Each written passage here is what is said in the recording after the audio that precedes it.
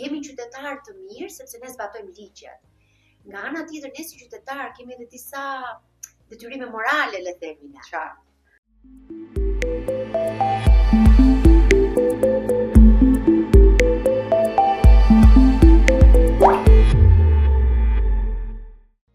Përshëndetje. Javë pas jave, futemi në atmosferën e In the Flow Talks, ku flitet për turizmin me të ftuar dhe ekspertë të ndryshëm, të cilët japin mendimet e tyre për problematika dhe fenomene që shoqërojnë sektorin e turizmit shqiptar. Për një të tillë do flasim edhe sot me një mikesh të vjetër që kam shumë kënaqësi ta kem të ftuar dhe që e falenderoj që e ka pranuar ftesën. Ajo është eksperte e lartë e turizmit, Nevila Popa, mirë se më erdhe në studio. Mirë se u gjeta dhe shumë urime dhe suksese në këtë që kaq të bukur. Faleminderit shumë. Shiko, mund të kishim folur për gjithçka, në fakt, ne të dyja, sepse ti ke vite që e studion turizmin, sektorin, zhvillimin e qëndrueshëm dhe gjithë këto hallkat që do ta bëjnë ofertën turistike jo vetëm të qëndësishme, por edhe efektive për ekonominë shqiptare. Mirë po, mua më bëri përshtypje një sondazh që lexova në rrjet, që e kishte bërë UN Women, ku thuhej tekstualisht që gratë në turizëm paguhen 50% më pak se burrat.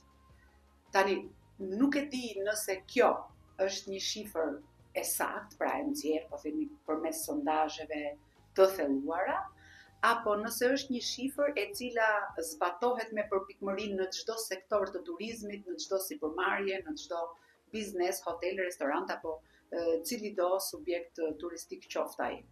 Por besoj se bijem dakord të dyja që në terrenin shqiptar spaku, për të njëjtin vend pune, gratë paguhen më pak se burrat. Mund mos ndodh në 100% të rasteve, por në shumicën e rasteve, për të njëjtin pozicion pune, gratë paguhen më pak. Sipas teje, pse ndodh kjo dhe a është kështu? Unë do të thoja që ky është një raport, në fakt, jo vetëm në fushën e turizmit. Raporti i pagesave midis meshkujve dhe femrave, le të themi në tërësi. Ai është një raport në pothuajse në çdo lloj sektori dhe industrie apo ekonomie. Dhe në fakt edhe Banka Botërore, një nga studimet para pak vitesh në Moskapoj, kam lexuar dhe që e përcillte këtë mesazh. Ajo që ne po kuptojmë, domethënë duke folur dhe për turizmin në kohët e fundit dhe sidomos që turizmi ka marrë një përparësi të madhe ekonomike, pra ne kemi kuptuar më së fundmi që turizmi në fakt është një ekonomi për bizneset, por jo vetëm, për të gjithë komunitetin që është i përfshirë në këtë ofertë të turizmit që ne ofrojmë.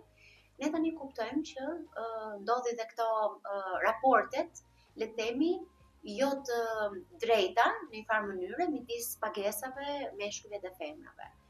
Unë mendoj që po ka vende të tilla, nuk do të thoya në çdo segment, sepse ka disa pozicione që jo kudo janë meshkuj që punojnë apo janë dhe femrat, pra në tërësi, për shembull në hoteleri, në mirëmbajtje kryesisht janë meshkuj që punojnë, dhe në pastrimin dhe në housekeeping janë zonjat që e mbështesin, kështu që aty nuk është që mund të themi, por kur flasim në departamente ku mund të jenë edhe femra dhe meshkuj, dhe në këtë rast unë po citoj që lexova dhe raportin të drejtën dhe flitesh më tepër në strukturat agroturistike ku një kuzhinier femër paguhet më pak, le të themi, se sa një kuzhinier mashkull. Këtë jemi duke diskutuar. Pra, për të njëjtin vend pune femrat paguhen më pak. Jo që femrat paguhen më pak në përgjithësi, sepse në qoftë se po them kot tani ku diun pozicioni sanitares nuk mund të jetë i njëjti me të recepcionistës dhe nëse recepcionisti është djalë, sigurisht që ai do paguhet më shumë se sa sanitarja ose ndoshta kamarierja, varet se si i ka përcaktuar, po themi, hoteli ose sipërmarrësi rrogat e tyre, por për të njëjtin pozicion pune, kuzhiniere, menaxher hoteli, shef salle, shefe salle, për shembull. Ekziston pra kjo. Ky është perceptim apo është fakt? Po, unë do të thoja është më shumë perceptim, sepse nëse do t'i referoheshim faktit, atëherë ne duhet kishim sondazhe që të kuptonim se sa paguhen ato realisht. Le të themi duhet të ngritin të dhënat sipas Statit, domethënë nëse i referohen këtij lloj studime, pa që të shohim realisht departament për departament, segment për segment, domethënë agjenci udhëtimi, linjat e avionëve, të autobusave, nuk e di, çdo lloj mënyre që përfshihet në një këtë industri kaq të madhe të turizmit. Le të themi në pjesët agroturistike, në pultinat, në hotele të mëdha, apo ato më të vogla, le të themi, në restorante, ku bëhet kjo gjë. Dhe vetëm aty ne do ta shikonim se sa mund të shkonte kjo.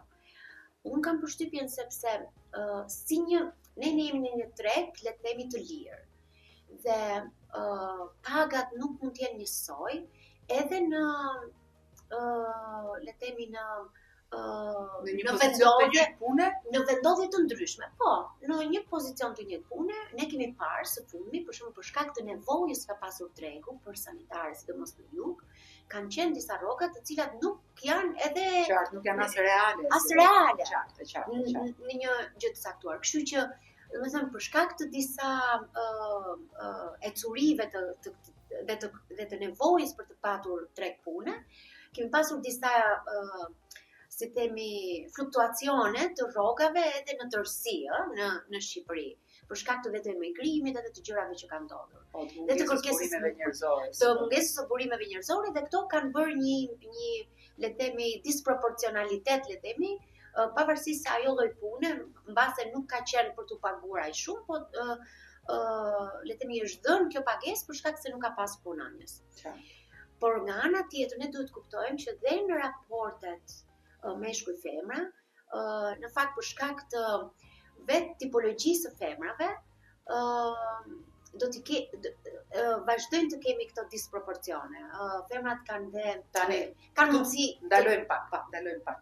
Disproporcione apo diskriminim, sepse disproporcionet që femrës ja jep natyra, fjala vjen biologjikisht për vetë tiparet e gjinisë, në kuptimin që do bëhet do ketë këto dizavantazhet, jo leje zakonshme, jo pushime, jo sigurime, domethënë përveç kësaj, unë do doja që dua ta bëj këtë pyetje, janë disproporcionet apo diskriminimi gjinor në këtë rast?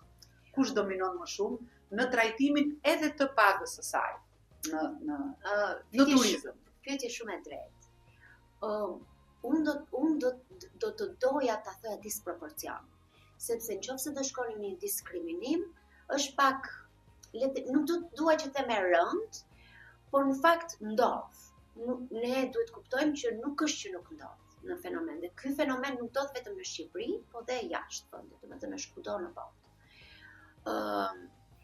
Dhe siç ti e përmend, Flora, është për shkak të vetë natyrës së femrës, nuk mund t'i bëjmë patjetër femrat çdo lloj pune, ashtu si dhe meshkujt mbase nuk mund të bëjnë disa gjëra për shkak të natyrës dhe biologjisë që ka femra. Femrat lindin, bëhen nëna, dhe ato kanë lejen që në Shqipëri, në fakt, vitet e fundit është dhënë një peshë e madhe dhe ka shumë gjëra të mira që janë bërë ndryshime në kodin e punës, që janë për të vlerësuar. Nga ana tjetër, në mënyrë reale dhe njerëzore, unë do thoja ka shumë punë për të bërë. Dhe kjo vlen si në aspektin e femrave vetë, ashtu dhe të meshkujve, sepse meshkujt duhet të kuptojnë që pa femrat nuk mund të kemi një shoqëri të mirë. Pasi femrat kanë në dorë dhe edukimin e fëmijëve, brezit të ri që vjen, dhe ato do jenë që do funksionojnë dhe në këtë industrinë tonë të turizmit, le të themi. Domethënë ka një peshë të madhe në një ambient të mirë shoqëror, po ama edhe në ekonominë e vendit.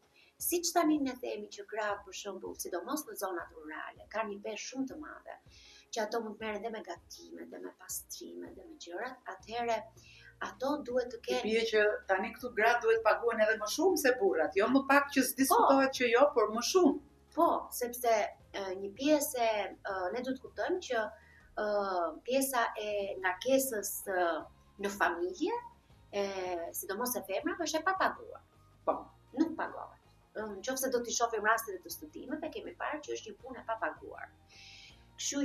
Tani konsiderohet punë, pra nëse gruaja nuk punon, po themi rri në shtëpi, puna e saj konsiderohet punë e papaguar. Po, është punë në fakt, nëse ajo që dikur është konsideruar si detyrë, po themi, tani konsiderohet. Eksakt, është punë, në fakt është një punë e papaguar. Po ndërkohë, e njëjta gjë kur ti ke në zonat rurale, nëse do të flasim, sepse në zonat urbane, jo se është pak më ndryshe, po ka tjetër dinamik, le të themi këtë treg. Në zonat rurale është akoma dhe më rëndë, sepse ato merren dhe me gjithë këtë pjesën e shtëpisë, por ndërkohë duhet merren edhe me biznesin që ato duhet ta kenë ta bëjnë produktin në mënyrë cilësore, le të themi të kenë pastërtinë, të kenë gatimin. Përveç ngarkesës së punës kanë edhe ngarkesën e shtëpisë. E shtëpisë, po ndërkohë dhe të punëve që kanë nëse ka një fermë, që ato duhet të rrisin nuk e di, domate, domethënë çdo lëndë të parë që ti po ja prodhon dhe do ta kesh gati mirë, kjo pastaj ajo bëhet akoma dhe më rëndë. Po, kjo lidhet me specifikën e punës që ajo bën, të biznesit që ka, etj. Dhe ato nuk ka nevojë ta paguajë kush sepse ajo është e zonja e vetes. Ne jemi duke diskutuar kur kemi raste burimesh njerëzore, që do thotë kemi një staf diku në një hotel, në një restorant të madh, në një resort, fjala vjen ku numri i punësuarve është i lartë edhe ku ka edhe çuna edhe goca, pra ku ka edhe femra edhe meshkuj. Dhe shpesh herë është një, le të themi, do doja ta diskutonim dhe këtë, edhe pse e diskutuam pak përpara se të futeshim në studio dhe po ma thoshe si një gjë personale, domethënë po ta tregoj vetëm ty theti, po në fakt unë mendoj që ky është një fenomen i zakonshëm, pra është një dukuri e zakonshme në pothuajse në çdo vend pune dhe jo vetëm në turizëm, që ka raste për shembull kur për femrat jo vetëm që si më thon rroga nuk është e njëjta gjë, domethënë nuk është e njëjta pagë me meshkujt, por ka edhe kritere ekstra që do të thotë të jetë e pashme, të jetë në 30 vjeç, të jetë e gatshme të qëndroj pas orarit punës, domethënë ka ca çuditëra që Eksakt. Tani unë e di që këto nuk bëjnë pjesë ndoshta tek tema që do duhet diskutonin, pra tek paga, por edhe paga në vetvete është rezultat i trajtimit të disa kritereve të ndryshme, ku hyn jo vetëm formimi profesional, shkolla, sa diploma ke, çfarë aftësish ke individuale, por duhen plotësuar edhe këto kushtet. Të lë pa tekst kjo gjëja,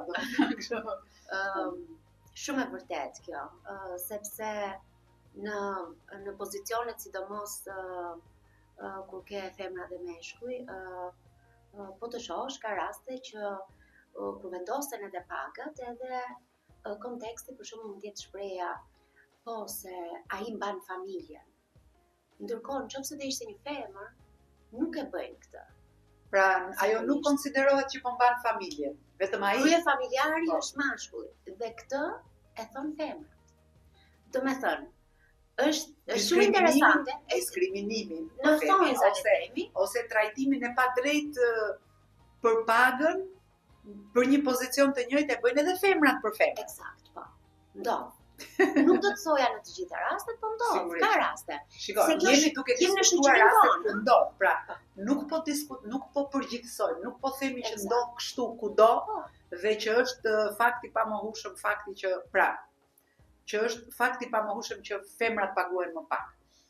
Po themi për rastet kur ndodh dhe ndodh edhe prej femrave, pra shefet femra, po themi, kur duan të punësojnë në rast se janë goca, i thonë që ti do e kesh rrogën më të vogël sepse ti nuk je krye familjare. Kështu? Me fjalë të tjera. Nuk do të thoya që thuhet në këtë rast, por mendimi mbrapa kur fillon të diskutohet, nën kuptohet. Dhe unë mendoj që kjo nuk është e drejtë. Sepse e para që nuk është e drejtë dhe të trajtohet në këtë fenomen. Unë do mendoja që çdo gjë duhet jetë në bazë të një meritokracie. Ky është kushti kryesor. Po neve atë kriterin e gjinisë e kemi edhe në parlament ku kanë hyrë patjetër, po.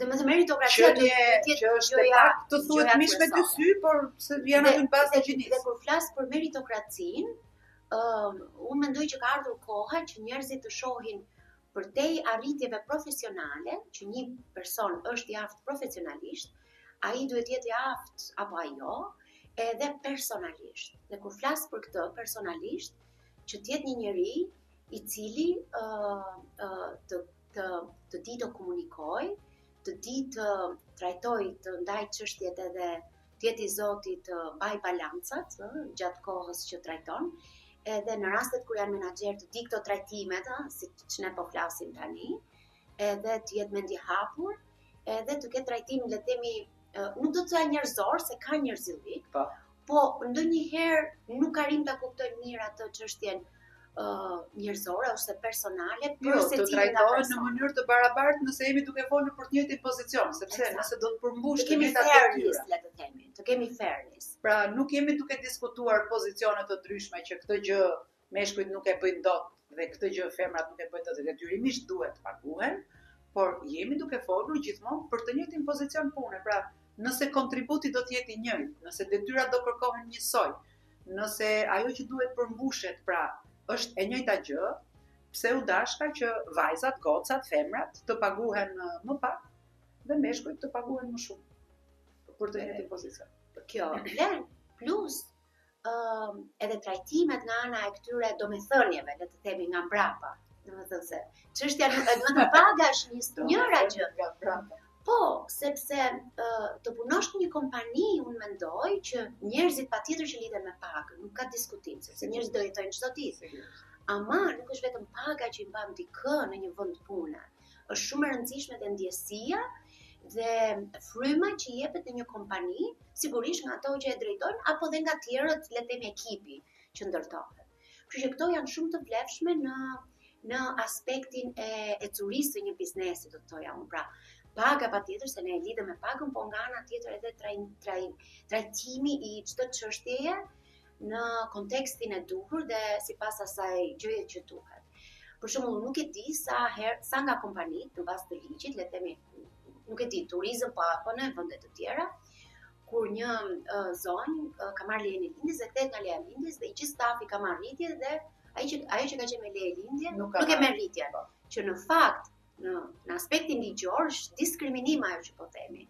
Po nga aspekti moral njerëzit mbase nuk e dinë edhe e trajtojnë të tillë.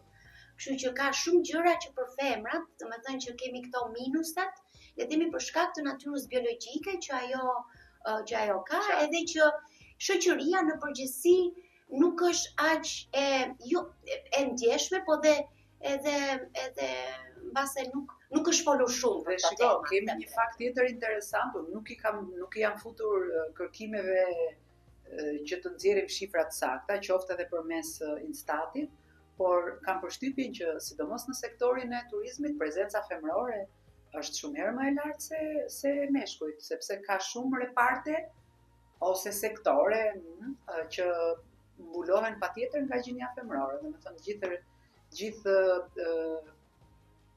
brendia e hotelit ose mjediset e hotelit, nëse në restorant kemi edhe kamerier, edhe barist, banakier, kuzhinier, në mjediset hoteliere për shembull, prezenca kryesore është ajo e femrave, pra sanitaret, përgjegjësit e katit, menaxherët e përgjithshme, shefet e sallave, të flas gjithmonë për resorte ose hotele të mëdha, domethënë me shumë dhoma. Kështu që prezenca e gjinisë femrore nuk është e vogël në turizëm, është e madhe dhe e dukshme dhe e domosdoshme, do të thoja unë. Sepse unë vëre që Shqipëria më së fundit, domethënë në kohët e fundit, doja të përgëzoja që ka edhe në shërbim femra. Është shumë e rëndësishme të ketë në shërbim femra, sepse i japin tjetër natyrë edhe komunikimit dhe ambientit ku ti shkon. Përgjithsisht në vitet përpara, nuk po flas vetëm për Tiranën dhe në hotele ka pasur shërbime në femra, por në restorante normale apo kafene, ti kryesisht gjen meshkujt, edhe sepse dhe në kafene shkonin kryesisht jo meshkujt edhe burrat e merat. Ama kur ti ke një shërbim nga femrës, ti të thyet gjithë ajo gjëja dhe ke një tjetër ambient, edhe qetësi, tjetër kështu aura. Eksakt. Kështu që është shumë e mirë, domethënë, pra të shërbehet edhe të kesh më tepër femra në turizëm e në shërbim është një gjë akoma dhe më mirë, do të thoja. Pra i e vlerë. Shiko, nëse ndodh ky diskriminim, domethënë qoftë përmes pagës, qoftë përmes këtyre kushteve ekstra që kërkojnë gjithmonë kur bëhet fjalë për të punësuar staf femër. Kjo ndodh sepse edhe ato e pajtohen me këtë gjë detyrimisht, pra në pamundësi për ta luftuar këtë gjë ose nga nevoja për punë, po themi, ose për një pozicion pune të mirë, për një pagë jo të vogël, sepse tani pagat në turizëm ka përshtypjen që nuk flitet më për pagën minimale që ka shkuar 50.000 lekë, jemi duke folur për 60.000 lekë lart, pra për 600.000 lekë të vjetra, dhe për një brez vajzash për shembull që është aktualisht në shkollë, studente që sapo dalën nga shkolla, kur janë beqare, pra që s'kan po themi detyrimet të tjera familjare ose ngarkesa të tepërta, nuk është një pagë e vogël për të përmbushur nevojat e veta personale, dhe ndoshta nga nevoja për ta pasur këtë gjë i pranojnë këto kushte ose kritere, domethënë e pranojnë që mund të paguhen edhe më pak ose të plotësojnë këto kushte të tjera, por nuk duhen të jetë bukure, paraqitshme, kaq e vogël, kaq e madhe, sa të kërkon pozicion. Domethënë kjo ndodh. Tani nuk duhet të fshihemi pas gishtit, ndodh. Ndodh edhe ndodh rëndom. Ndodh sepse edhe ato e pranojnë këtë gjë apo sepse nuk kanë rrugë tjetër. Unë them sepse të dyja bashkë, edhe që nuk kanë rrugë tjetër, edhe që e pranojnë. Dhe kjo vjen nga dua të kthehem asaj pjesës sën që femra kanë dorë edukimin e fëmijëve edhe rritjes edhe mashkulli patjetër, se nuk dua ta lej vetëm femrën, po femra nga që është në nënësia mëmësia, po që ka një peshë më të madhe edhe në trajtimin ku ke edhe djalë, që ke vajzë dhe djalë, po dhe të shoqërisë. Dhe nëse do t'i trajtojmë njësoj që kur rriten fëmijët, edhe që ne të kemi një parazi dhe mos t'i shohim me si vishesh, si krihesh, domethënë gjitha këto çështje që bëhen. Dhe mos e bëj se ky është çun.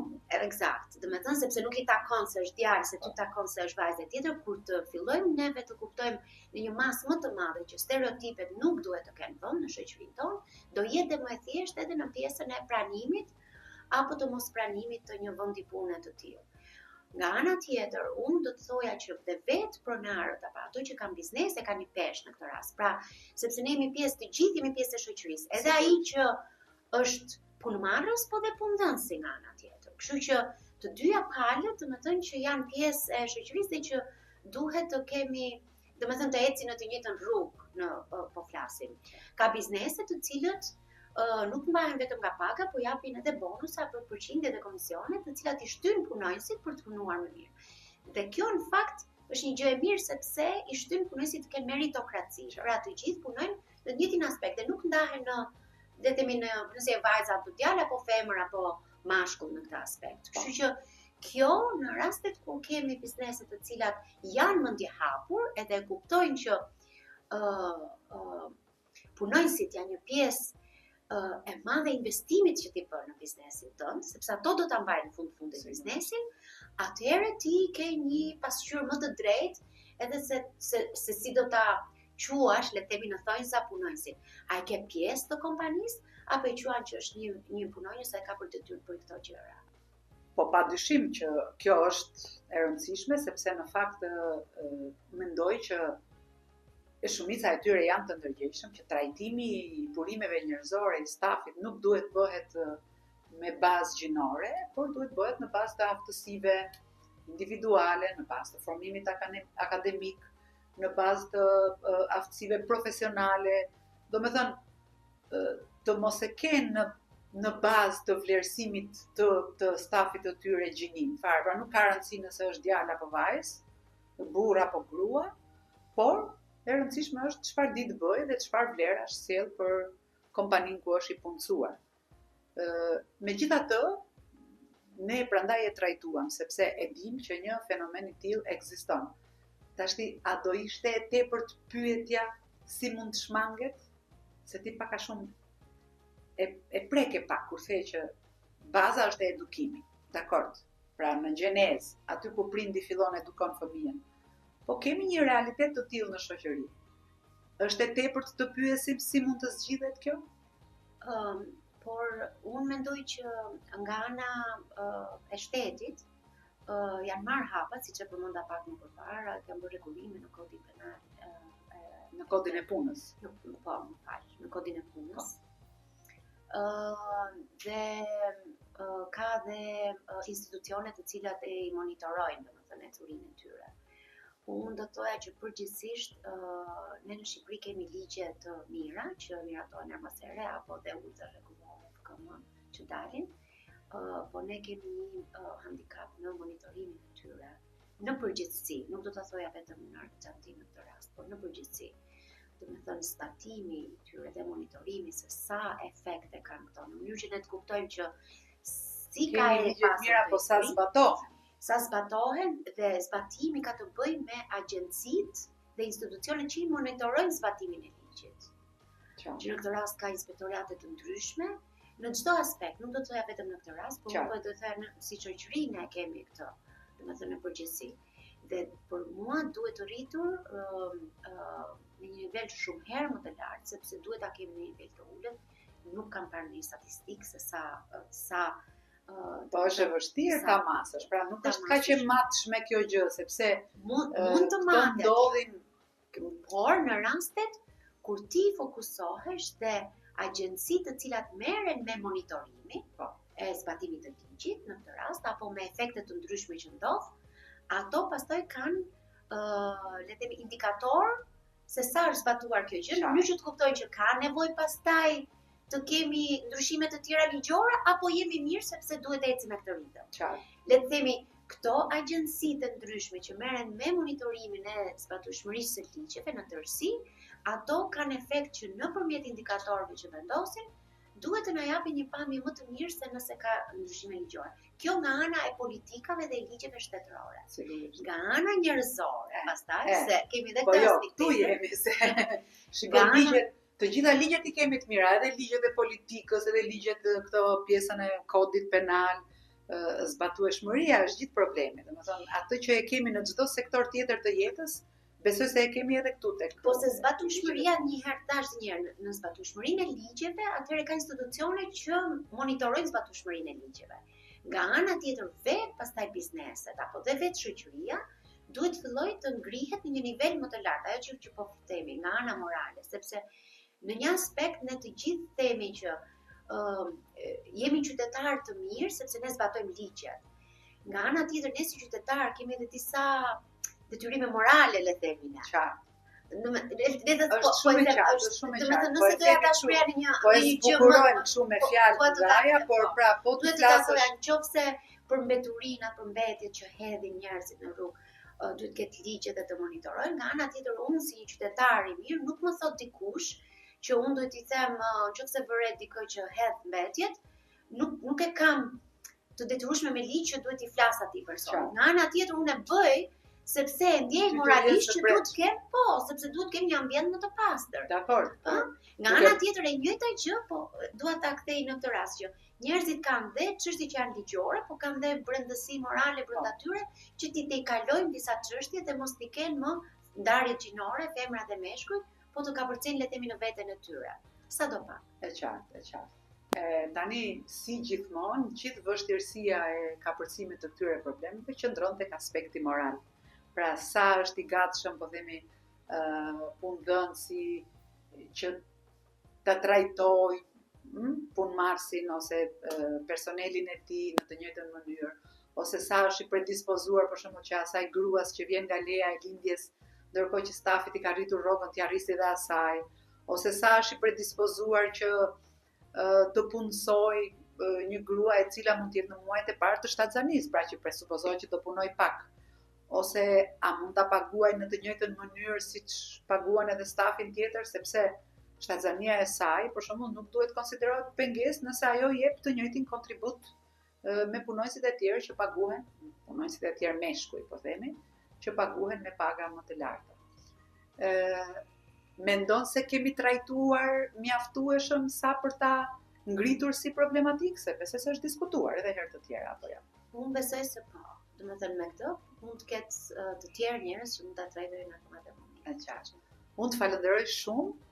Sigurisht që ti do më vish prapë në studio sepse ne do kemi plot tematika tjera për të biseduar, por për këtë herë ky ishte In The Flow 3 të dashur miq. Faleminderit që na ndoqët edhe do të ritakohemi në episodin e ardhshëm.